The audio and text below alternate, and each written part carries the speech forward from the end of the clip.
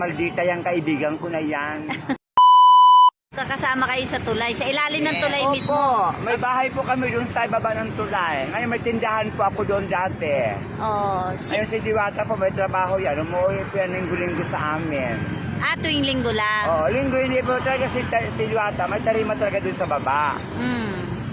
Si Diwata mabait naman yan. Oo. Kahit paano. Talaga. Maldita si Diwata, kaya lang pinagpala talaga siya. Kasi talagang baga sa talagang oras na niya para maging Dragon Balls na siya.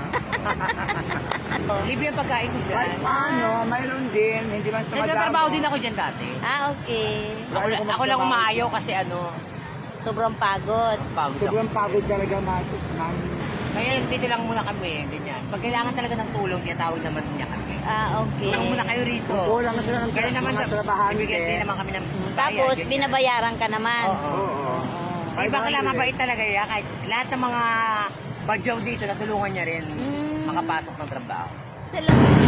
Mabait naman yun si bakla kung ano yung pagod mo, pinapalitan niya yun ng sahod. Makikita niya naman yung effort mo, bibigyan